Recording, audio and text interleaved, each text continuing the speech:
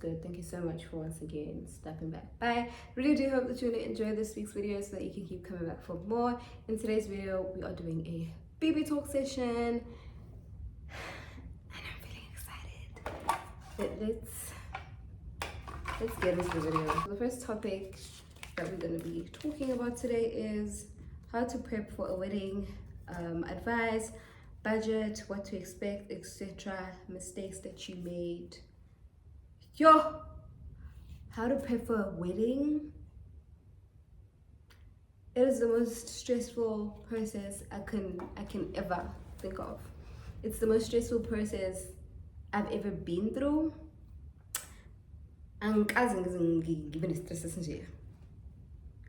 It's how to prep for it. Money is the only way you can prep for it. You need to have the money. Oh, and it's so expensive. What? After getting married, I don't blame people who just go to the courts and sign and that stuff. Getting married is so expensive, and it's literally just one day. Okay, 2 days here if you have a traditional ceremony as well. But the amount of money is ridiculous. It is insane. But if I'm being completely honest with you, start planning as soon as you can. Don't wait for last minute. Don't even do the whole thing of kusa early. You're gonna start settling deposits the month before. If it's currently March, right? If you know that you're getting married in December, your venue already should be paid for. Your service, you should already know who's doing your cooking, who's doing your decor. It is not early. I think one of the greatest mistakes that I made is I kind of planned my entire wedding in less than 5 months. Dead honest. I planned my entire wedding, I think, in less than 5 months. The biggest contributor to that is because I had umembeso and my wedding the same year. So 1 minute I was prepping for umembeso, which is quite a big deal as well. And it was Butumemulu, so you can understand, right? Fast forward, pata after umembeso, I had to sing Kokumoya because that again was very stressful to me. Time flew, and the next thing it's almost November, it's almost my wedding. So my things were too close together. So that's why I prepped late. But my advice for you, prep as early as you can, because that way you get to not really negotiate prices, because but you get to use the service providers that you want. People get fully booked early. Like my MC, the person who was supposed to MC my wedding, so I have my MCs, and mind you, MC is just like the minor. It's not minor in the sense of I'm looking down on the service, but it's minor in the sense of how much costly. It's one of the cheaper things that you're gonna have to pay for. So you would take it for granted. You'd just be like, MC is about 12K to about 15K, 12, 15K.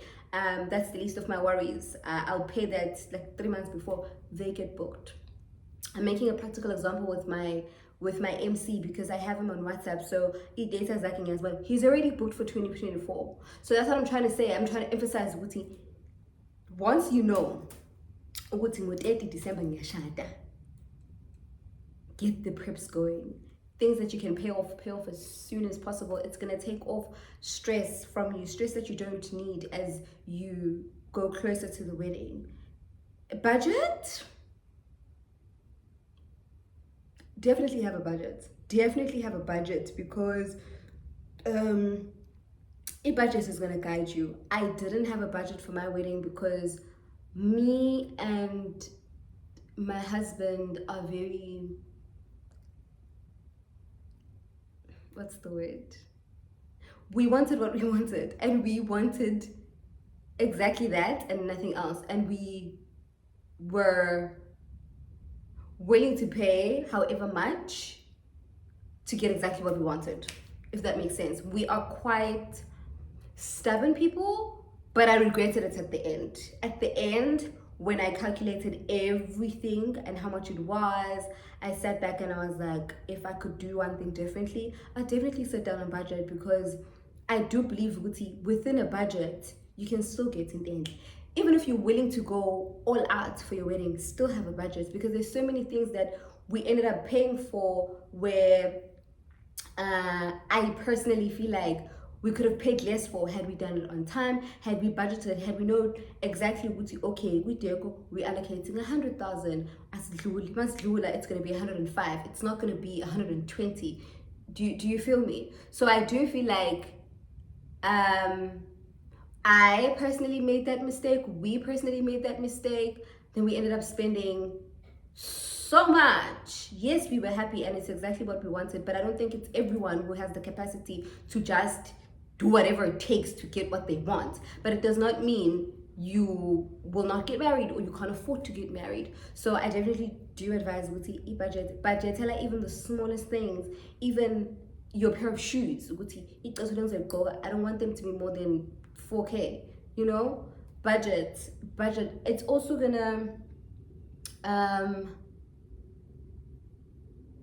gonna help you, because imali mengabe isamba esandleni ungayibudgethelile ugcina ungaboni ukuthi wenzeni, and then kube khona izinto ezishoda and you're like, oh, I had so much money on my hands. That's because you didn't budget. You're not telling your money where to go, you're just sending your money wherever.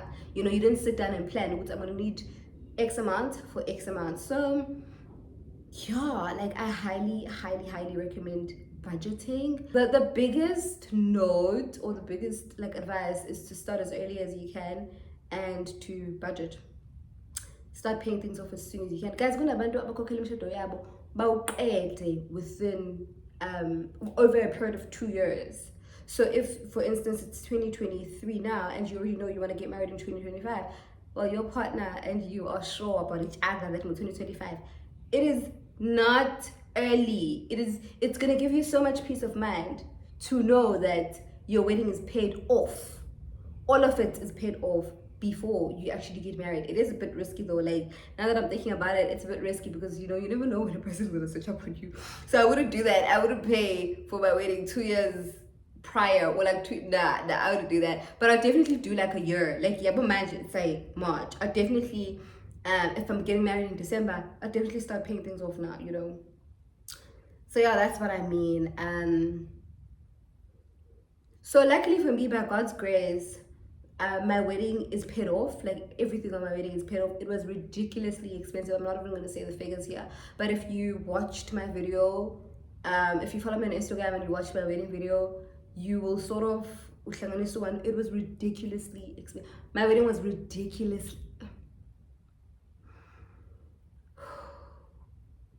Anyway, yeah. Next topic.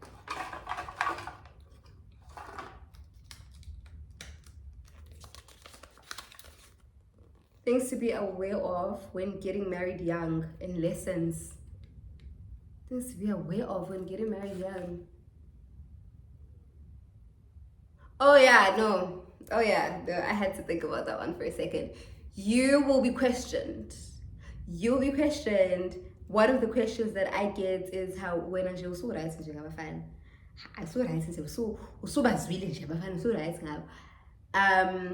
You will uzothatheka kancane, especially mina, because I'm very petite bodied.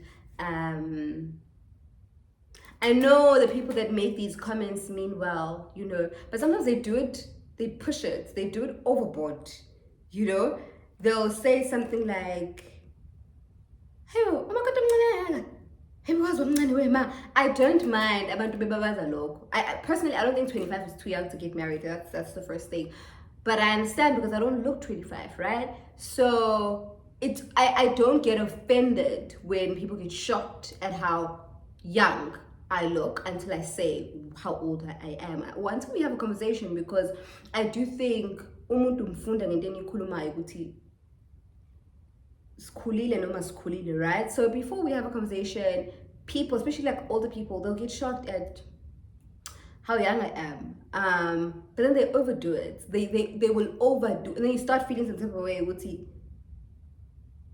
kanti abashadayo baqualifya kanjani? What do you mean? It does start like bathi bakhombisane ngawo uthi hayibo anembukela lama kanjani kanjani hayibo hey ngani yami uneshongo impela, you know, they start questioning you and it gets offensive at some point ukuthi hayibo mama yebo, like what do you mean? Bengaze ngifike lana if I wasn't sure, you know.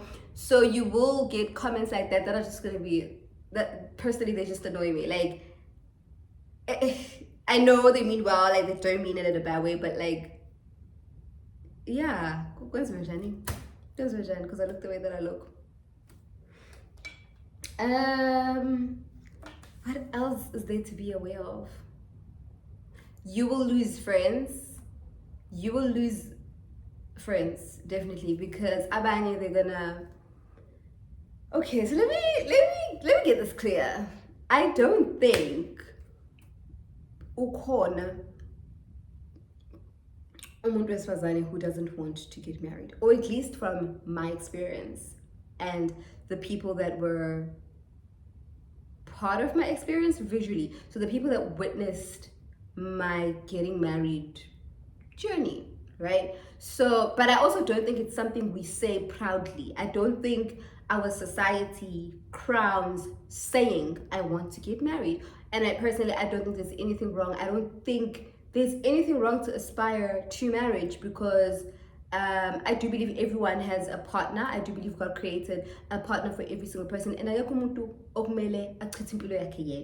do think we all have our soulmates out there. So I personally do not see anything wrong with aspiring to get married, you know. With I'm a believer that you know, I think impilo yomuntu wesifazane was created in that manner, you know. However, it's almost as if you are vocally aware of the fact that you want to get married, it's wrong, or like or it's we portray with but the amount of people that actually want to get married is insane. And I saw this through my own journey. No, mani gang iyafuna guys ukushada, yasifuna ukushada. Igenge iyafuna ukushada. Ukuthi nje asishade phela at the same time, you know. Abanye futhi ugcine ngenzekanga because uNkulunkulu usuke ngasihlelele lokho. Or for whatever reason, you know.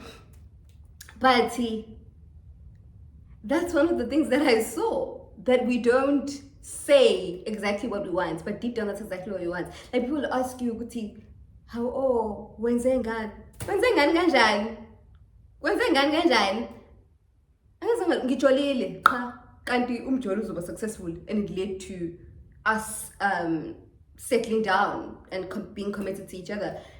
Like there's nothing I did, there's no formula, I guess. Like ngijolile, and yeah, if you know me now, my story or my history, I didn't even think my husband was my husband. Like I wasn't there. Yes, I knew I want to get married at some point in my life, but I didn't think it was going to happen now. I also wasn't manifesting it to happen now. I would pray about marriage, yeah, but I'd pray for it in a long-term thing. I would never say, God, now bring my husband. No, it's just that my prayer, obviously God heard, and God had already prepared and ordained in my life it's going to happen at this time. So yeah, that's like one of the lessons, like, oh, and it's not wrong. I just wish we wouldn't pretend like we don't want to when we do. I don't, however, feel like marriage is an achievement. I do feel like marriage is just a gift, but it's definitely not an achievement. I do think it's literally just one aspect of life. And it does not mean you are not whole, or you can't be whole with this one aspect of life not unfolding into being a marriage or into marriage. I do think that there's success has nothing to do with marriage. Yes, the partner that you marry influences a lot in your life. It is so important to pick your partners correctly. It is so important, because who you marry determines the rest of your life. It determines the person that you're going to be mentally. It determines how you're going to see the world. It determines your future. It determines your career. It literally affects everything. I think that's why don't rush into it. You really just gotta be sure about the person, because it is such a big decision. It's a life-changing decision. It's a decision that is not easy to reverse as well. So it's just one of like those permanent decisions. Yes, but there's divorce, but I don't think anybody gets married to get divorced as well. So once you're married, you automatically want to make it work, because like I say, no one gets married to get divorced. So people will really put in the effort before it can even get there, right? So yeah, that's another lesson. And I do think marriage is such a godly thing. I do think everyone deserves a ride or die. Everybody deserves a person that they know, I can count on this person. This person is always going to be here. Like, this person was made and created for me. Every home deserves stability. Every child deserves to see a mom and a dad every single day. And I know it's not like that for everyone, but I'm just saying, it is not wrong to want the good things for yourself. But in our society, it's deemed as if you're desperate. You're desperate if you want marriage. I don't know if that makes sense. I actually don't. What was another lesson that I learned? Oh, another lesson. You cannot please everyone with your wedding day. You're the main character. You and your partner, your spouse, are the main characters. Do exactly what makes you happy, because our families are very opinionated. Everybody thinks things should be done like that and not like that. Kube khona ama clashes ukuthi like us izinto kanjena ngakuleso skoti, like your husband's or your wife's family benza izinto kanjena. So there's those clashes and those conflicts where abantu abadala strongly feel like things should happen like this, and if they don't happen like this, it is incorrect. Then you get the other side, things should happen like this, if it's not like this, it is incorrect. So all those things ziyahlangisana, and you really need to get to a point where the most important people or the decision makers is you and your spouse. Everything else is a supporting structure. Everything else is advice. But what happens is what needs to make you and your partner happy. Okay, last question. Not question, topic. Why am I saying question? In our parents' eyes, we will always be kids. How did you convince them that you are ready for umshado? I didn't convince them. I honestly did not convince them. My mom was very shocked. My mom thought I was pregnant because my husband wrote a letter by highway envelope, and then that's how I broke the news to my parents, because I couldn't just get home and say, "Hey, Anik." I couldn't utter those words. I couldn't look my mom in the eye. So my mom is a cop, right? So I remember that night she was working night shift. I came back from rest, went home. It took me a good 3 weeks to take the letter home. And I remember my husband would ask me, "Have you taken the letter home? Have you taken?" And I'm just like, "No." And he's like, "Okay, why not?" And I'm like, "No, babe, I'll take it." Another week, "Have you taken the letter home?" No. It started becoming a fight, and it's like, "Oh, so it means you don't want to? Why is it so hard for you to just take the letter home? Why can't we just drive home and take the letter?" That's what pushed me to take the letter, because I was like, how am I going to face my parents? How do I tell my dad? How do I tell my dad? Because my dad sees me as his little girl that I'm getting. How do I tell my dad that ngiyajona? I think more than anything, that was confirmation that I am seeing someone, and I've been seeing someone for quite a while, and it's pretty serious. So it was that whole thing with, I'm going to tell my parents that I'm getting a boyfriend. You'd swear it's wrong, but it's not. But okay, that's how I felt. So I was just like practicing, what am I gonna say? And I know how angry my dad is gonna be. It was not easy. Okay, cool. So he finally pushes me to do it, and I'm just like, okay, let me just do it. My husband takes me home, and my mom is working night shift. So my aim was, I know it's was 6. My aim was to get home around 5:45 before she leaves for work, so that I can give her the letter, run back and clean, and then she reads it when she's at work, right? So as she's reversing out my yard, I literally did 1, 2, 3, go. And I'm like, "Ma, hey, ma."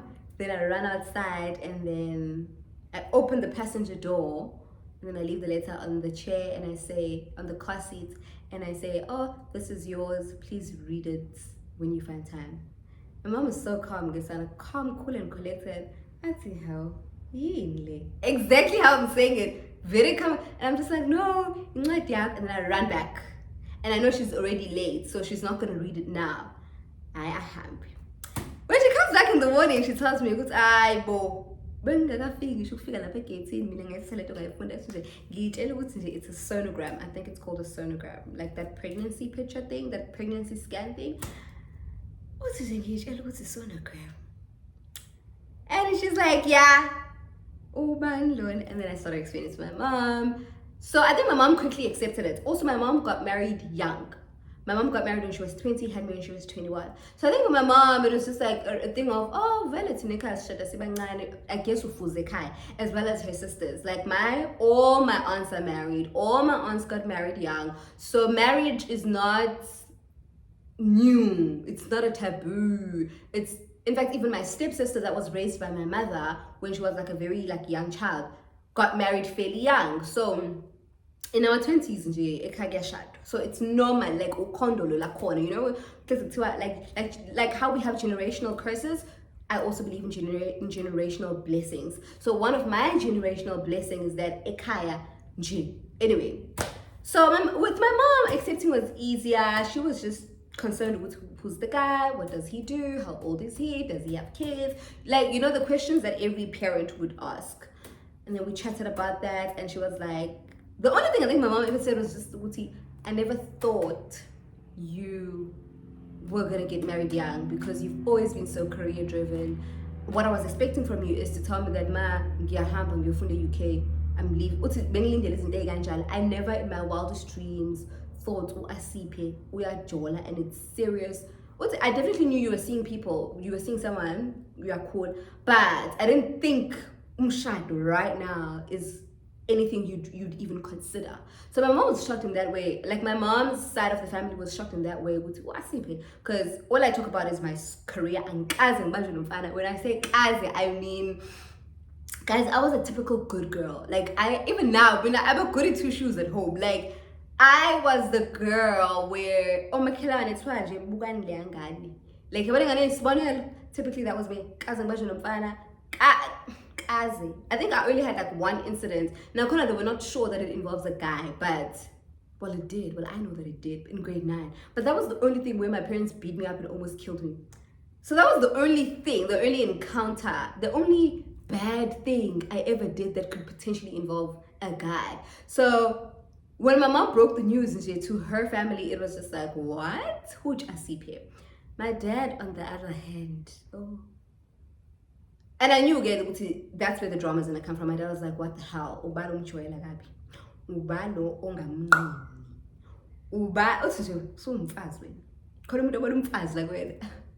I answer that?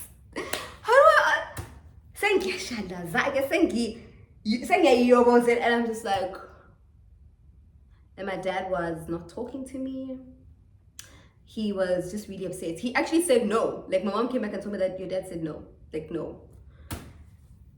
That time I came home, it's a Friday. I'm going back to race on Sunday. And then I leave because in the teen. And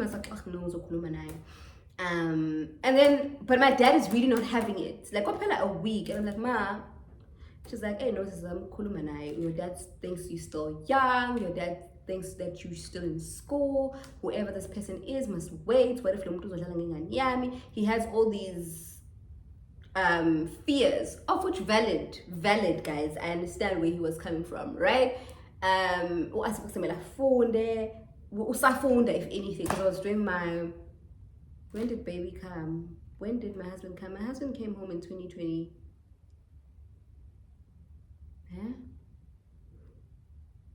Yeah, he came home in 2020. 2020. No, he came home in 2021. 2023 now. My husband came home in 2021. I was doing my 4th year. Yes, he came home in 2021. I was doing my 4th year. So this thing was no, I was a phone.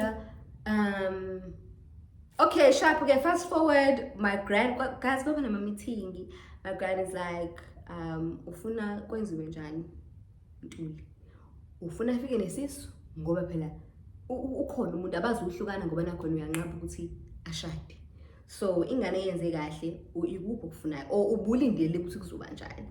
Nokubeke kwaze kwathi dwe kwabohla-ke, and then he called me about a few weeks later and was like, yeah, Sisi, ngiyabona, are you sure? And I'm just like, yes. Like, okay, who's this person?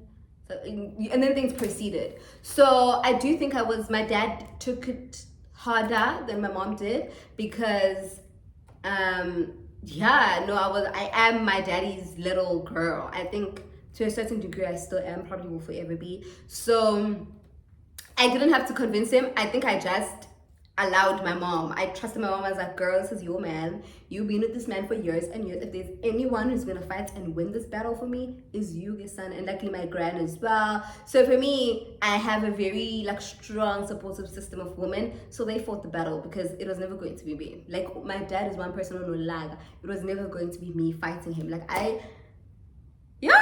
Basically I came back home, so good, and it's like, they can come. And on the 6th of November 2021, they came. And then the rest was history. So I hope that kind of answered this topic. I think our parents will adjust. I do think our parents adjust, and I do think marriage is not a bad thing. I don't also think ukhona umzali ongafisa ukubona ingane yakhe igana or iganwa, because isiphetho sempilo should be that, right? So I think all in all, iyaba phela khona inhliziyo yokuthi ingane yami ngabe is this it, izohlala kahle yini, or if it's a guy umakoti uzoyiphatha kahle yini. Your parents are bound to have those fears and those questions, but all in all, I don't think there's much convincing that you do. When the person that needs to be convinced about the person is you, because your family, you introduce the person, vice versa. So the person who needs to be convinced is literally you. Everything else is a support structure, it's a support system. They will go exactly with the flow that you have set up.